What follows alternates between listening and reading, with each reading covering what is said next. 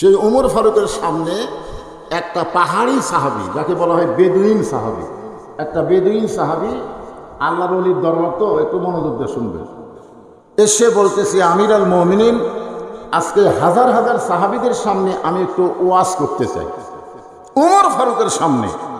তো আল্লাহর কোরআন দিয়ে যখন রাষ্ট্র চলবে তখন প্রত্যেকটা মানুষকে বলার স্বাধীনতা দেওয়া লাগবে। জোরে গান কথা ঠিক কিনা? অনেক সাহাবীরা তো ওটমোট কামড়ায় যে ওমর ফারুকের মতন মানুষ যেখানে হাজির সেখানে অন্য কেউ এসে ওয়াজ করবে, এটা তো সম্ভব না। ওমর ফারুক বললেন, ঠিক আছে, তুমি কি বলবার চাও? তিনি বললেন, ইন্নী উহিব্বুল ফিতনা, আমি ফিতনাকে মহব্বত করি। 2 নম্বর ওয়াজ করলেন ইকরাহুল হক, আমি হককে পছন্দ করি না। 3 নম্বর ওয়াজ হলো আশহাদু মা লাম আরা, আমি না দেখা জিনিসের সাক্ষী মারি। আপনারা বলেন তো, শরীয়তের দৃষ্টিতে এই 3টা কথা ভালো না খারাপ? বুঝতে পারেন কেমন ভালো হবে? শরীয়ত, আমি বলতেছি শরীয়তের দৃষ্টিতে শাব্দিক অর্থ বোঝা লাগবে। আমি ফিতনাকে মহব্বত করি। শরীয়তের হাদিস বলেছে, আল ফিতনাতু আশাদ্দু মিনাল কতল, ফিতনা হলো কতলের চাইতেও খারাপ। আল ফিতনাতু আশাদ্দু মিনাল জিনা, ফিতনা হলো জিনার চাইতেও মারাত্মক খারাপ। তাহলে আপনারা কেমনে বললেন শরীয়তে ভালো? ইন্নী উহিব্বুল ফিতনা, আমি ফিতনাকে মহব্বত করি। আর 2 নম্বর ওয়াজ করেছে ইকরাহুল হক, আমি হককে পছন্দ করি না। অথচ আল্লাহ কোরআনে বলেছেন, কুল জাল হাক্কু ও জাহাকাল বাতিল ইন্নাল বাতিলা কানা জাহুকা। তাহলে শরীয়তের দৃষ্টিতে এই ওয়াজটাও খারাপ। জোরে কোন কথা ঠিক কিনা? 3 নম্বর ওয়াজ হলো আশহাদু মা লাম আরা, আমি না দেখা জিনিসের সাক্ষী মারি। 72 সালে জন্ম নিয়ে 71-এর সাক্ষী দেয়। এইরকম সাক্ষী কিন্তু এই যে নিজামী হুজুর, যাকে ফাঁসি দেওয়া হলো অন্যায়ভাবে, সাইদি হুজুর, যাকে ফাঁসির রায় দেওয়া জেলের মধ্যে যাবজ্জীবন দিল, এরপরও বাংলাদেশে ইসলামী আন্দোলনের নেতা যারা ছিল তাদেরকে কিন্তু 72 সালে জন্ম নিয়ে 71-এর সাক্ষী দিছে। জোরে কোন কথা শিখি না? উকিল যখন জিজ্ঞাসা করছে, তুই যে সাক্ষী দিচ্ছিস যুদ্ধ অপরাধী, তোর জন্ম কত সালে? প্রায় 72 সালে। তাহলে ঘটনা ঘটলে 71, তুই কেমনে? মায়ের মুখে শুনছি। তাহলে বোঝা গেল না দেখে সাক্ষী দেওয়াও শরীয়তে জায়েজ নাই। সঙ্গে সঙ্গে ওমর ফারুক বললেন, কথা বলার স্বাধীনতা দেওয়া হয়েছে বলে এমন কিছু কথা ইসলামে বলা যাবে না। যেরকম ভণ্ডরা বলে, আগে কররে মন আখেরের কাজ, ধ্যান যুগে হয় দিলের নামাজ, ও তোমার পাঞ্জি গানা নামাজ পড়া লাগবে না।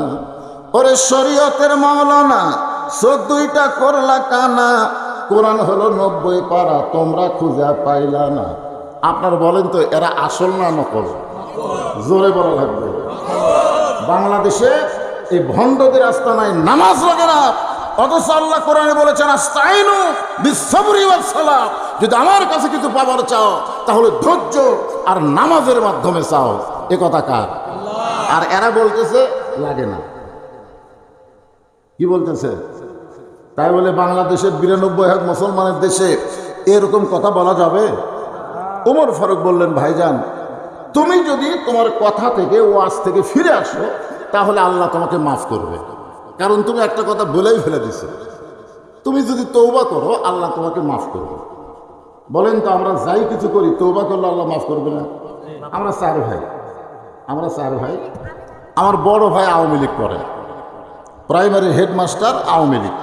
আমার ছোট 2 ভাই 2 কলেজের প্রফেসর, এরা বিএনপি করে। আর আমি তো বুঝতেছেন কোন দল। তো এখন 5ই আগস্টের পরে আমার বড় ভাই, আমার যে মাদ্রাসা মসজিদ আছে, সেই মাদ্রাসা মসজিদের মধ্যে ঢুকলো 5ই আগস্টের হাসিনা পলানোর পর। এর আগে কিন্তু আমার বড় ভাই বিশ্বাস করেনি যে হাসিনা জীবনে মরবি, 41 সালের আগে নামবি, এ কথা বিশ্বাস করেই। হ্যাঁ, তো সেই 5ই আগস্টের বিকেলবেলা আমার ভাই মসজিদের মধ্যে ঢুকলো। আমি আবার সিসি ক্যামেরা দিয়ে দেখলাম। আমি চিন্তা করলাম, ভাই মসজিদের মধ্যে ঢুকলো কারণ? আমি আস্তে আস্তে বের হয়ে এসে বললাম, ভাই জান আসসালামু আলাইকুম, কি খবর? তাই ভাই তওবা করবো ভাই, এতদিন ভুল করছি ভাইজান। যেই দলের মেম্বার থেকে প্রধানমন্ত্রী পর্যন্ত পড়া যায়, এটা দলই নয়। আমি আমার ভুল বুঝে তওবা করতে চাই, আল্লাহকে আমাকে মাফ করবে? আমি বললাম অবশ্যই মাফ করবে, যদি আপনি ভুল বুঝেন তাহলে তওবা করেন। আমার বড় ভাই সঙ্গে সঙ্গে মসজিদে তওবা করে আল্লাহর দলে যোগ দিয়েছেন। তাহলে আপনারা বলেন তো, যারা এরকম ভণ্ডামি করতেছে তারা যদি তওবা করে আল্লাহ কি তাদের মাফ করবে না? আল্লাহ বলেছেন লা তাকনাতু মির রাহমাতিল্লাহ ইন্নাল্লাহা ইয়াগফিরুয যুনুবা জামিআ ইন্নাহু হুয়াল গফুরুর রহিম। আমার দয়া থেকে, রহমত থেকে তোমরা নিরাশ হয়ে না। তোমরা যত বড় পাপ করো না কেন, আমি আল্লাহ সমস্ত পাপকে মাফ করে দিব। জোরে বলেন সুবহানাল্লাহ। ওমর ফারুক বললেন, ভাইজান আপনি যে 3টা ওয়াজ করছেন, এই ওয়াজ 3টা ওয়াজ না, এগুলো ইসলামের নামে হলো কেওয়াজ। আপনি তওবা করেন। বেদুইন সাহাবী বললেন, আমি যে ওয়াজটা করেছি এর চাইতে ভালো ওয়াজ আর দুনিয়াতে নেই, বরং আপনারা বুঝতে পারেননি। যেই বলছে আপনারা বুঝতে পারেননি, ওখানে কিন্তু শত শত নবীর সাহাবী। যখন বলছে আপনারা বুঝতে পারেন নাই, ওমর ফারুক লক্ষ্য করে দেখে প্রত্যেকটা সাহাবীর চোখ লাল করে ফেলেছে। একটু ইশারা দিলেই বেদুইন সাহাবীকে তারা গণধোলাই দিবে, কারণ ইসলামের মধ্যে কোনো বকওয়াদ চলবে না। জোরে কোন কথা ঠিক কিনা? ওমর ফারুক, ইন্নাল্লাহা ইয়ামুরুকুম আন তুআদ্দুল আমানাতি ইলা আহলিহা ওয়া ইযা হাকামতুম বাইনান নাস আন তাহকুমু বিল আদল। কাউকে যখন খলিফার দায়িত্ব দেওয়া হয়, নেতার দায়িত্ব দেওয়া হয়, সেই নেতা কিন্তু সাধারণ মানুষের মতন হয় না, তাকে আল্লাহ আদল এবং ইনসাফ আলাদাভাবে দান করে দেয়। জোরে কোন কথা ঠিক কিনা? আপনার বলেন তো, নেতা আর কর্মী সমান হয়ে চলবে? আমরা দেখছি 15.5 বছর নেতাও পর্যন্ত বলেছে যা আছে তাই নিয়ে আসো। কি কোন বলেনি? তোমরা কি হাতে চুরি করে থাকো নাকি? হ্যাঁ, এইরকম কথাও কিন্তু হাসিনা বলেছে। আই রে সন্ত্রাসী রে!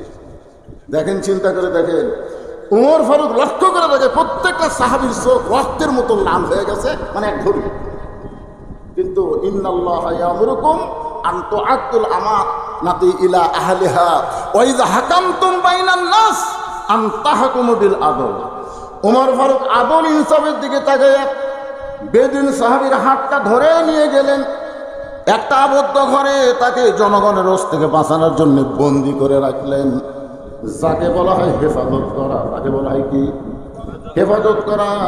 এবং সময় দিলেন, একটা নির্দিষ্ট সময় দিলেন, এর ভিতরে লোকটা যদি তওবা করে তাহলে আবার জনগণের মধ্যে তাকে বের করা হবে। আর যদি তওবা না করে তাহলে ইসলামী শরীয়ত মোতাবেক বিচার করা হবে। এই মনে করে হযরত ওমর লোকটাকে বন্দি করলেন। বন্দি করার পরে সারাদিনের কাজ কাম করে এশার নামাজ আদায় করে হযরত ওমর যখন বাড়িতে গেলেন, সবাই একটু মনোযোগ দিয়ে শুনবেন। এশার নামাজ আদায় করে যখন বাড়িতে গেলেন, বাড়িতে যাওয়ার পরে প্রত্যেকটা মুসলমান আপনার নিয়ত করবেন যে আমি এশার নামাজ না পড়ে রাতের ভাত খাবো না, আর জোহরের নামাজ না পড়ে দুপুরের খাওয়া খাবো না। এরকম নিয়ত করবেন। আগে নামাজ, তারপরে খাওয়া। আমার কথা কি বুঝলেন? এরকম নিয়ত করবেন। আগে নামাজ, আগে কি? নামাজ, তারপরে খাওয়া। আপনারা কয়বার খান? 3 বার খান। আচ্ছা, সকালবেলার ওটা তো খাওয়া না, ওটার নাম হলো নাস্তা। ওটার নাম হলো নাস্তা। খাওয়া হলো 2টা, একটা দুপুরে খাওয়া আর একটা রাত্রে খাওয়া। আপনারা এই আজ থেকে নিয়ত করবেন আল্লাহর ওলির দরবারে যে আমরা জোহরের নামাজ না পড়ে দুপুরের খাওয়া খাবো না, আর এশার নামাজ না পড়ে রাতের খাওয়া খাবো না। এটা হলো রাসূলের সুন্নাহ। জোরে কোন সুবহানাল্লাহ। ওমর ফারুক এশার নামাজ পড়ে যখন খাবার জন্য বাড়িতে গেলেন, এমন সময় দেখেন দস্তরখানার উপরে খাবার রেডি করে। একটু দূরে বসে ওমর ফারুকের বিবি তাকায় দেখেন, স্বামীর কাছে থাকেন না, কারণ ওমর ফারুক খাইতেন আর খাওয়া শেষ করে 2 হাত তুলে আল্লাহর কাছে দোয়া করতেন। প্রত্যেকদিন খাওয়ার পরে হযরত ওমর বলতেন, আল্লাহ, যে বউটা আমাকে কষ্ট করে রুটি হালুয়া তৈরি করে দেয়, আমার সেই বউটার নিয়ে আমি জান্নাতে থাকতে চাই। আপনার বলেন তো, ওমর ফারুক দোয়া করে কি আমি জান্নাতে হুর নিয়ে থাকবো না বউ নিয়ে? কথা কয় না। আপনারা কোনোদিন এরকম দোয়া করছেন? আপনার বউ যখন 3-4 তরকারির পাক করে আপনার সামনে খাবার দিল, আপনি তো খালি দোষ ধরার তালে আছেন। কোনোদিন কি দোয়া করছেন? নবী দোয়া করছেন। প্রত্যেকটা খাওয়ার পরে যারা তার সামনে খাবার দিল তাদের জন্য আল্লাহর কাছে দোয়া করতেন যে আল্লাহ এত সুন্দর করে পাক করে খাওয়াবো। সুন্দর যদি না হয়, অসুন্দর হলেও দোয়া করছেন। 2 তরকারি, নবী এক তরকারি মুখে দিয়ে দেখে ঝালও দেয়নি, লবণও দেয়নি। নবী কিন্তু খাওয়ার আগে টেস্ট করতেন। পরে বললেন, আজকে আমি এই তরকারি একলাই খাবো, এটা কাউকে দেব না, আর তোমরা এটা খাও। তো সবাইকে এক তরকারি দিয়ে নবী এক তরকারি খেলেন। তো মা আয়েশা চিন্তা করতেছে, ওই তরকারি কি এতই স্বাদ হলো যে হুজুর আমাদের কাউরে না দিয়ে একলাই খেলো। তো নবী খাওয়ার পরে দেখে সামান্য লাগে আছে, ওটি মা আয়েশা একটু আঙ্গুল দিয়ে মুখে দিয়ে দেখে লবণও হয়নি, ঝালও হয়। মা আয়েশা এসে কাঁদতে কাঁদতে বলি, ইয়া রাসূলুল্লাহ, আমি পাক করার সময় লবণ ঝাল দেইনি, আপনি কোনো দোষ ধরলেন না। আল্লাহ রাসূল বললেন, দোষ ধরলে তুমি কষ্ট পাইতে, এই জন্যই দোষ ধরি না। আর কাউরে খাবার দিলে তারা তোমার দোষ ধরতো, তুমি কষ্ট পাইতে, এই জন্য আমি একলাই খাইছি। এটাই হলো নবীর সুন্নত, খাবার কোনো দোষ ধরা যাবে না। জোরে কোন কথা ঠিক? আর আমরা দোষ ধরি, দোয়া তো দূরের কথা। ওমর ফারুকের বিবি খাবার দিয়ে একটু দূরে দাঁড়িয়ে আছেন। ওমর ফারুক যখন আল্লাহুম্মা বারিক লানা, খাবার যখন আপনারা সামনে পাবেন, মনে করবেন না যে আমি কামাই করে জোগাড় করেছি, আমার আল্লাহ তাআলা আমাকে রিজিক দান করেছে। এই জন্য একটা দোয়া পড়া লাগে। আপনার দোয়া পড়েন, আল্লাহুম্মা বারিক লানা বিমা রাযাকতানা ওয়া কিনা আযাবান। দোয়াটা পড়েন না, শিখে নেন, শিখে অল্প খাবেন, পেট ভরে যাবে। পড়েন সবাই, আল্লাহুম্মা বারিক লানা ফিমা রাযাকতানা ওয়া কিনা আযাবান নার। বিসমিল্লাহি বারাকাতিল্লাহ বলে ওমর ফারুক রুটি ছেড়ে হালুয়া নিয়ে যখন মুখে দিবার যাবে, এমন সময় বিবেক বলতেছে, ওমর তোমারে ক্ষুধা লাগতেছে আর তুমি খাইতেছো, যাকে কারাগারে বন্দি করছো সে খাইছে কিনা একটাবার কি তার খবর নিয়েছো? সুবহানাল্লাহ কবেন না? জনগণের গণধোলাই থেকে যাকে হেফাজতের নামে কারাগারে বন্দি করছো, সে খাইছে কিনা তার খবর কি একটাবার নিছো? তোমার ক্ষুধা লাগছে, দোয়া দরুদ পড়ে তুমি খাবার শুরু করতেছো, কিন্তু সে খাইছে কিনা একটাবার খবর নিছো?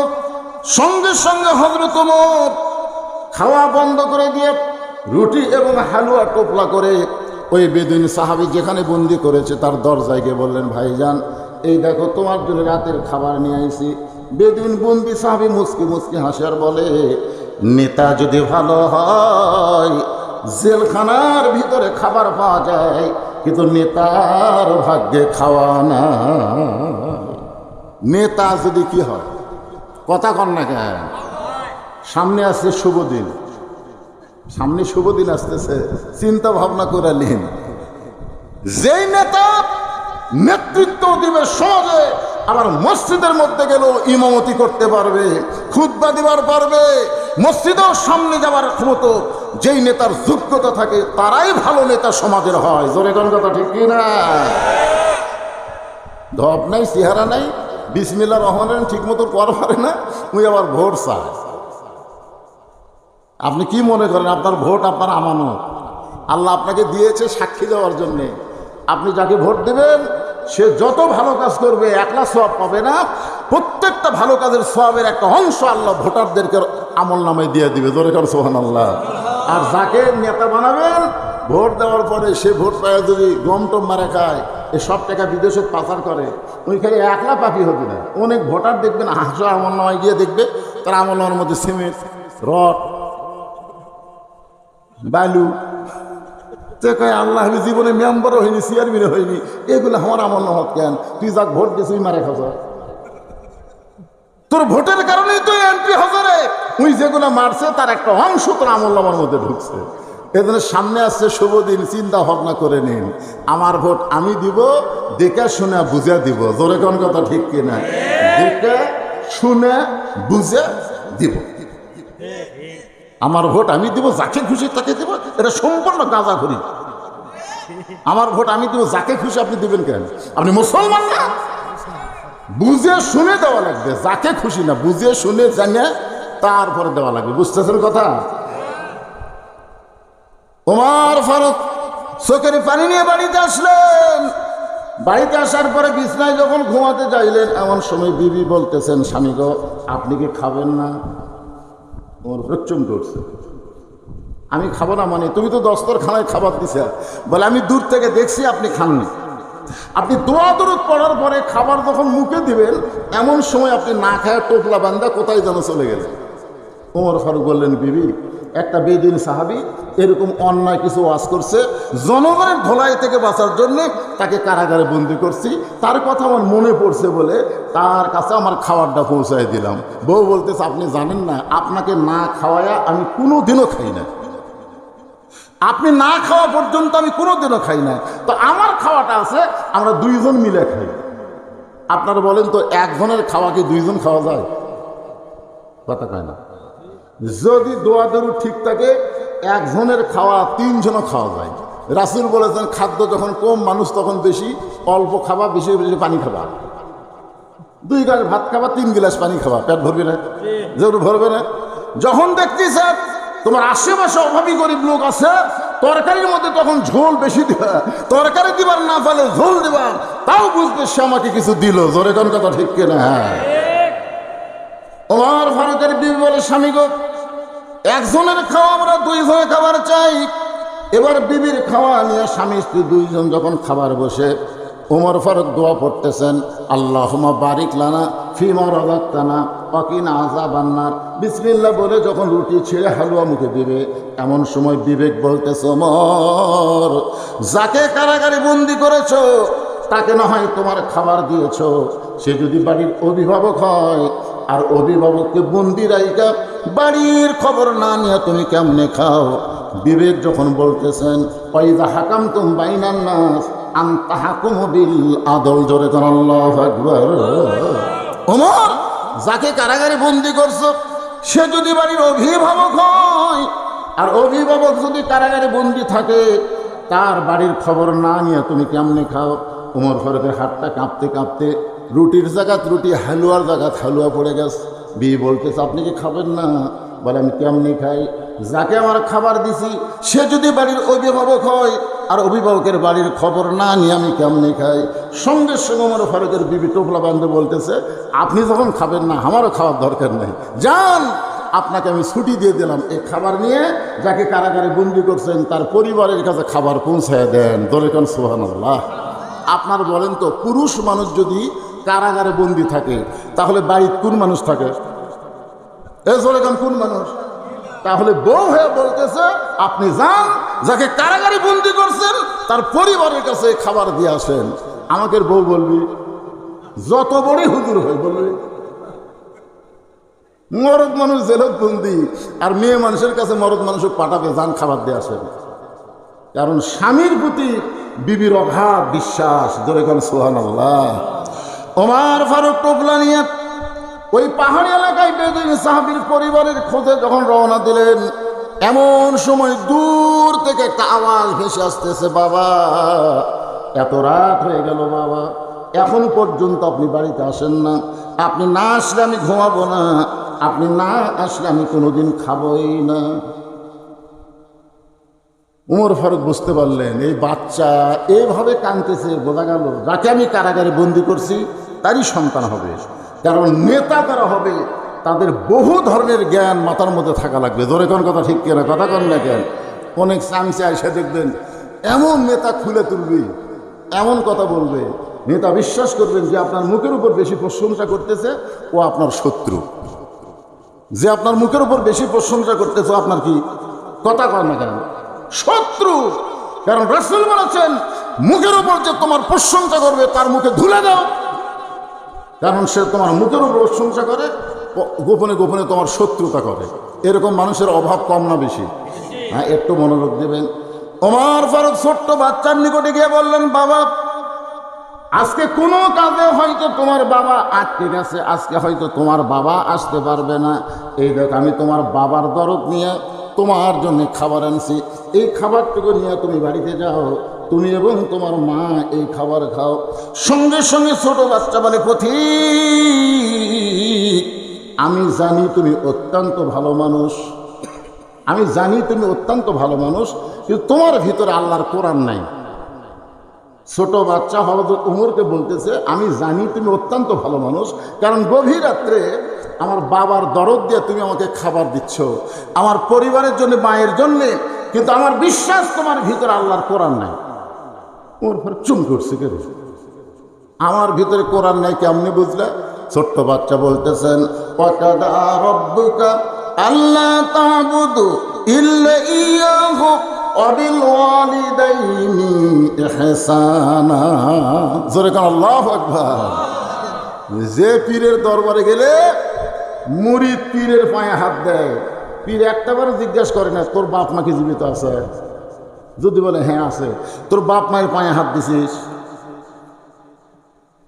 যদি কয় দেয়নি, তাহলে ওই মুরিদকে বেতের বাড়ি মারা লাগবে, তিনটা বেতের বাড়ি মারা লাগবে। তোমার বাপ মায়ের চাইতে বড় পীর এই পৃথিবীতে আর কেউ নাই। জোরে কোন কথা ঠিক কিনা? তুই বাপের পায়ে হাত দেসনি, মায়ের পায়ে হাত দেসনি, তুই পীরের পায়ে হাত দেস। দেখেন আল্লাহর কোরআন বলতেছে ওয়াকাদা রাব্বুকা আল্লাহ তা'বুদু ইল্লা ইয়াহু ওয়া বিল ওয়ালিদাইনি ইহসানান।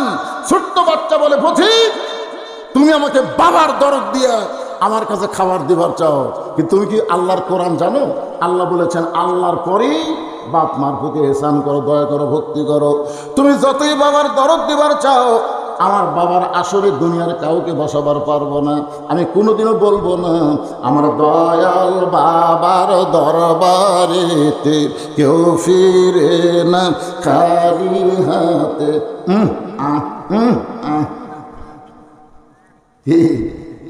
দেখছেন আপনারা, আমার বগুড়া থেকে ট্রাকে ট্রাকে গরু যাচ্ছে, ট্রাকে ট্রাকে গরু যাচ্ছে। জিজ্ঞাসা করা হচ্ছে কোথায় যাচ্ছে? হুজুর দোয়া করবেন, বাবার দরবারে যাচ্ছে। তোর কি বাপ মা নাই? বুড়া বুড়ি আছে হুজুর, বুড়া বুড়ি আছে। বাপ মাও বানাছে বুড়া বুড়ি, আর পিসাব বানাছে বাবা। এরকম ভণ্ড আছে না নাই? ছোট্ট বাচ্চা বলতেছে আমি আমার বাবা ছাড়া দুনিয়ার কাউকে বাবার আসনে জায়গা দিবার চাই না। আমি আমার বাবা ছাড়া খাইও না, কোনোদিন ঘুমাই না। সঙ্গে সঙ্গে হযরত ওমর ওই ছোট্ট বাচ্চাকে কাঁধে করে নিয়ে ওই বেদুইন সাহাবী যেখানে বন্দি করে রাখছে সেই ঘরের দরজায় ছাইড়া দিলেন। কাঁধে করে নিয়ে আইসা ওই ঘরের দরজায় ছাড়িয়ে দিলেন। ছোট্ট বাচ্চা দরজায় গিয়ে তাকায় দেখে ঘরের মধ্যে তার বাবা বন্দি। চিৎকার করে বললেন বাবা কে তোমাকে বন্দি করেছে? একটা বার খালি নাম বলো, আমি তাকে সাইজ করতে চাই। সাল্লাল্লাহু বলেন। ওই ছোট্ট বাচ্চা ঘরের দরজা দিয়ে হুঙ্কার মেরে বলতেছে কে তোমাকে বন্দি করছে? বাবা খালি একটা বার নাম বলো, আমি তাকে সাইজ করতে চাই। ওমর ফারুক মুচকি মুচকি হাসতেছে। প্রকৃত সন্তান তারাই বাবা বিপদে পড়লে সন্তানের কলিজায় আগুন লাগা যায়। জোরে কোন কথা ঠিক কিনা? এরাই হলো প্রকৃত সন্তান। আজকে ভেজাল সন্তান তারা, বইয়ের বুদ্ধি শোনে তারা। জোরে কোন কথা ঠিক কিনা? দেখবেন হঠাৎ এসে আপনার বউ আপনার খেদমত করতেছে, হঠাৎ কারেন্ট আছে ফ্যান বন্ধ করে দিয়ে বাতাস করতেছে। কে গো কারেন্ট নাই? কারেন্ট আছে, তো কারেন্ট বন্ধ করতে ফ্যানের পাকার বাতাস করতেছে। বলে ফ্যানই আমার শত্রু, ওই ফ্যান যদি আপনাকে বাতাস দেয় তাহলে জান্নাতে কেমন দেয়? এই জন্য ফ্যান বন্ধ করে আপনাকে বাতাস দিচ্ছে। এক হাতে বাতাস দেয়, আর এক হাতে মাথার চুল টানে, কপাল টিপে, লোক ফুটে দেয়। স্বামী বলতেছে কে গো তুমি আজকে আমাকে এত খেদমত করতেছে? বলে তোমার পায়ের তলে আমার জান্নাত, তোমার খেদমত করাই তো জান্নাতের যাওয়ার চাই।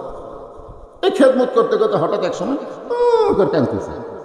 স্বামী কয় কি গো কি হয়েছে, কান্দো কেন? না না এমনি এমনি কান্দিচ্ছি। স্বামী বলে বলো কি হয়েছে, তুমি কান্দো কেন? তুমি আমার কলিজার টুকরো বউ, তুমি আমাকে এত খেদমত করো, তুমি কান্দো কেন? বলে বলে আপনাকে লাভ নাই তো। বলে কোনো লাভ আছে? স্বামী বলতেছে বলো তো কি হয়েছে। বিশ্বাস করবা তোমার বুড়া বাপ সারাদিন খালি ফ্যাস ফ্যাস করে, আর তোমার বুড়ি মা সারাদিন খালি কুটকুট করে। এই বুড়া বুড়ির অত্যাচারে আমার কলিজার আগুন ধরে গেছে। তুমি যদি তোমার বাপ মার সাথে থাকতে চাও তাহলে আল্লাহর রাস্তে আমার বাপের বাড়ি পাঠিয়ে দাও। আর আমার সঙ্গে যদি জান্নাতে সংসার করবার চাও তাহলে তোমার বাপ মা বাদ দেওয়া লাগবে। ওমা আলাইনা ইল্লাল বালাক, ওমা আলাইনা ইল্লাল বালাক। আমার যা ওয়াজ ছিল সব তোমাকে শুনে দিলাম, এখন তুমি কি আমল করবে? স্বামী চিন্তা করতেছে কি আমল করব। এমন সময় আল্লাহর কোরআন বলতেছেন লিয়াবলুয়াকুম আইয়ুকুম আহসানু আমালান ওয়া হুয়াল আজিজুল গফুর। আল্লাহর কোরআন বলতেছে পাগলা এই সময় সবচাইতে ভালো আমল কর। আহসানু আমালা, সবচাইতে সুন্দর আমল হলো বউ ছাড়া দিলে বউ পাওয়া যাবে, বউ মরে গেলে বউ পাওয়া যাবে, কিন্তু বাপ মা যদি মরে যায় কিয়ামত পর্যন্ত কানলে কিন্তু বাপ মা পাবো না। এখন তুই কি করবি চিন্তা কর। ওই তখন লাভ ধরে বলতেছে ব্যাগ গোছাও, ব্যাগ গোছাও। বউ কয় কিসের ব্যাগ? তুমি না বাপের বাড়ি যাবার চাই, তুমি না কইলা তাহলে আমি বাপের বাড়ি যাবার চাই, ব্যাগ গোছাও, 3 তালাকের গাড়ি করে তোমার বাপের বাড়ি পাঠিয়ে দিচ্ছি। দরকার হলে বউ ছাড়বো, কিন্তু আমার বাপ মাকে আমি এক মুহূর্তের জন্য ছাড়বার পারবো না। সঙ্গে সঙ্গে বউ দৌড়ে এসে পাও ধরে বলতেছে তুমি আসলে আল্লাহর ওলি গো, তুমি আসলে আল্লাহর ওলি, আমি তোমার পরীক্ষা করলাম।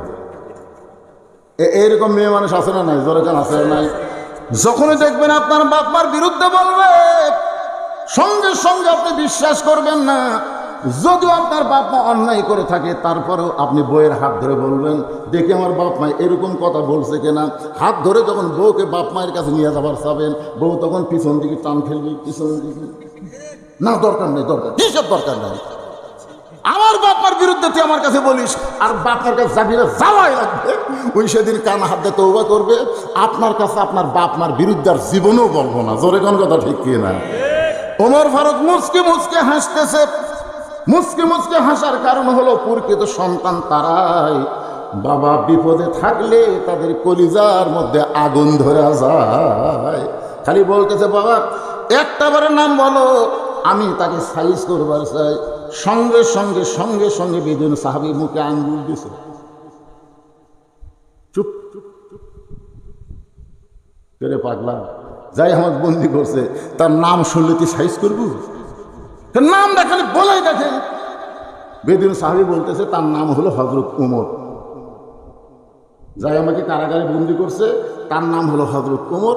সঙ্গে সঙ্গে বাচ্চা এই জেলখানার দরজার বসে বলতেছে বাবা ওই মহান ব্যক্তি আপনাকে কারাগারে বন্দি করলো, তাহলে নিশ্চয় আপনি অকাম করছেন। সুবহানাল্লাহ বলেন। কিছুক্ষণ আগে কি বলছে? এখানে নাম রাখুন, আর যেই নাম বলছে তখন কার পক্ষে গেছে? তখন কার বাপের পক্ষে আছে? উমরের পক্ষে গিয়ে বলতেছে মহান ব্যক্তি যখন আপনাকে কারাগারে বন্দি করছে তাহলে নিশ্চয় আপনি অপরাধ করেছেন। আপনারা বলেন তো, নাম শোনার সঙ্গে সঙ্গে ওই বাচ্চাটা উমরের পক্ষে কেন গেল? ওই বাচ্চা তো উমরকে চিনে না। যদি উমরকে চিনত তাহলে উমরের কান্দে চড়ে বাবার দরজা পর্যন্ত আসতো না।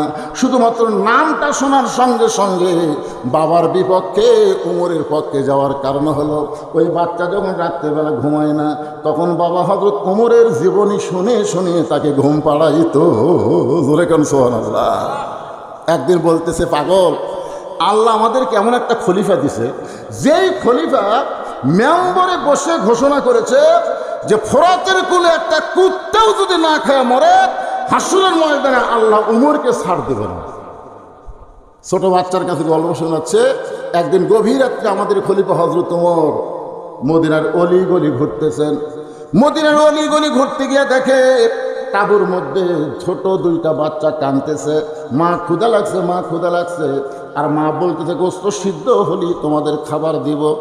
উমর ফারুক ঘুরতে ঘুরতে চিন্তা করে যদি দুম্বার গোস্ত হয় বড় জোর 8 ঘন্টা লাগবে, আর উটের গোস্ত হলে বড় জোর 1 ঘন্টা লাগবে। এত গভীর রাত হয়ে গেল, এখন পর্যন্ত গোস্ত সিদ্ধ হয় না, এটা কেমন মা?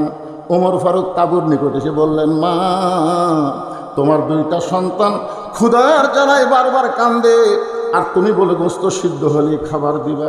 এত রাত হয়ে গেল, এখন পর্যন্ত তোমার গোস্ত সিদ্ধ হয় না।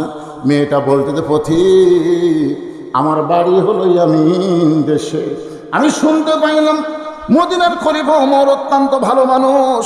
মদিনার খলিফার কাছে আমার 2টা এতিম বাচ্চাকে নিয়ে বিকেলবেলায় যাওয়ার চাইছিলাম, কিন্তু এত মানুষের ভিড় আমি বিকেলবেলা ওমরের দরবারে যাওয়ার পারলাম না। আগামীকাল সকালবেলায় যাওয়ার নিয়ত করে এই তাঁবু টাঙ্গাইয়া আমার 2টা এতিম বাচ্চাকে বুকের মধ্যে নিয়ে আমি ঘুমাবার চাই, কিন্তু আমার 2টা বাচ্চার পেটে এত খিদা লাগছে, এরা খিদার যন্ত্রণায় বারবার যখন কান্না শুরু করেছে, আমি তখন এদেরকে সান্ত্বনা দেওয়ার জন্যে পাতিলে পাথর আর পানি দিয়ে নিচে আগুন জ্বলায় বলতেছি বাবা গোস্ত সিদ্ধ হলেই তোমাদের খাবার দিব। আমি মনে করেছি এই যে বারবার সিদ্ধ হলেই খাবার দিব, এটা শুনতে শুনতে আমার বাচ্চা 2টা ঘুমায় যাবে, আর যদি ঘুমায় যায় সকালবেলা ওমরের দরবারে যাব। কিন্তু আমার 2টা বাচ্চার পেটে এত খিদা লাগছে, এদের চোখে ঘুম ধরতেছে না। আজকে রাত এত বড় হয়েছে, আমার মনে হয় আমার সন্তান দুইটা সকাল পর্যন্ত বাঁচবে না।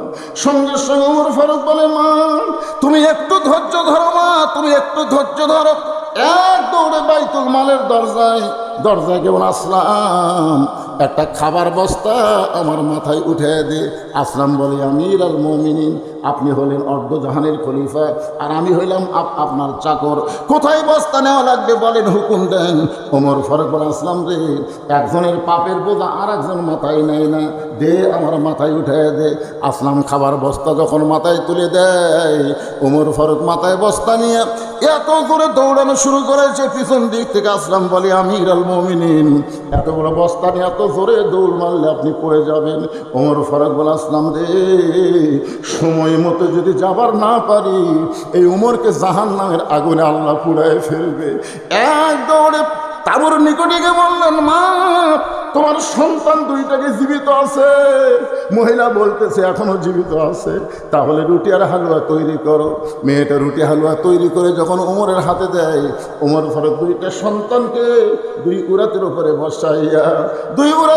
বসাইয়া রুটি ছেড়ে হালুয়া যখন মুখে দেয়, দুইটা বাচ্চা খায়। আর ওমর ফারুকের চেহারার দিকে ফ্যাল ফ্যাল করে তাকায় থাকে। ওমরের চোখ দিয়ে দর দর করে পানি পড়তেছে। দুইটা বাচ্চা চোখের পানি মুছে দিয়ে বলে, কে গো তুমি? আমাদের বাবা নাই, আমরা এতিম। তুমি বাবার দরদ দিয়া আমাদেরকে গভীর রাত্রে খাওয়াইতেছো, আবার তোমার চোখ দিয়ে দর দর করে পানি পড়ে। তুমি কে গো? এত ভালো মানুষ, তুমি কে গো? ওমর ফারুক বলে, আল্লাহ এই অধমকে জাহান্নামের আগুন থেকে তুমি বাঁচাইয়া দাও। মহিলা বলতেছে, পাগল হয়েছে তুমি? ভালো মানুষের গল্প শুনেছি, কিন্তু মানুষ এত ভালো হয় কোনোদিন জানি না। নিজের চোখে দেখলাম, ওমর যদি মদিনার খলিফা না হইয়া আল্লাহ যদি তোমাকে মদিনার খলিফা বানাইতো, তাহলে মদিনা যেন আল্লাহর জান্নাত হয়ে যেত। ছোট্ট বাচ্চা চিৎকার করে বলে, বাবা সেই হযরত ওমর যদি তোমাকে কারাগারে বন্দি করে, তাহলে বলো সে ওমর কোথায় থাকে, আমি তার কাছে যাব। বাবা তার দুইটা হাত পা ধরে হলো আমার বাবাকে আমি জেলখানা থেকে বের করব। বাবা তুমি জেলখানা থেকে বের না হওয়া পর্যন্ত আমি খাবো না, আমি ঘুমাবো না। বাবা হযরত ওমর কোথায় থাকে একটু আমারে বলে দাও। এমন সময় বেদুইন সাহাবী বলতেছে, বেটা রে, ওমর ফারুক আমাকে জেলখানায় বন্দি করেছে। ওমর ফারুক ডিগ্রি হলো ন্যায় আর অন্যায় পার্থক্যকারী। তার কাছে গিয়ে তুই আমাকে জেলখানা থেকে বের করতে পারবি না। আমাকে জেলখানা থেকে যদি বের করতে চাস, তাহলে মারেফতের সম্রাট, জ্ঞানের ভান্ডার, শিক্ষামন্ত্রী হযরত আলীর কাছে যা। লিল্লাহি তাকবীর। কারণ আল্লাহর নবী যখন মদিনার প্রেসিডেন্ট ছিলেন, তখন শিক্ষামন্ত্রী ছিলেন হযরত আলী, সুবহানাল্লাহ। অর্থমন্ত্রী ছিলেন ওসমান গনি, ধর্মমন্ত্রী ছিলেন আবু বকর, আর আইনমন্ত্রী ছিলেন হযরত ওমর। তাহলে আল্লাহর নবী যখন মদিনার প্রেসিডেন্ট, তখন শিক্ষামন্ত্রীকে আলী। আবু বকর রাদিয়াল্লাহু যখন মদিনার খলিফা, তখন শিক্ষামন্ত্রী হযরত আলী। ওমর ফারুক যখন মদিনার খলিফা, তখনও শিক্ষামন্ত্রী হযরত আলী। ওসমান গনি যখন মদিনার খলিফা, তখনও শিক্ষামন্ত্রী হযরত আলী। খলিফা পরিবর্তন হচ্ছে, কিন্তু শিক্ষামন্ত্রীর পরিবর্তন হয়নি। কারণ তার মধ্যে এমন কিছু জ্ঞান ছিল যে এই শিক্ষামন্ত্রীর দপ্তর থেকে তাকে পাল্টানো যায়নি। কারণ কি কন্ত? আর আমাদের বাংলাদেশের শিক্ষামন্ত্রীকে, আরে ওটা তো জেলখানা বন্দি হবে, ওটা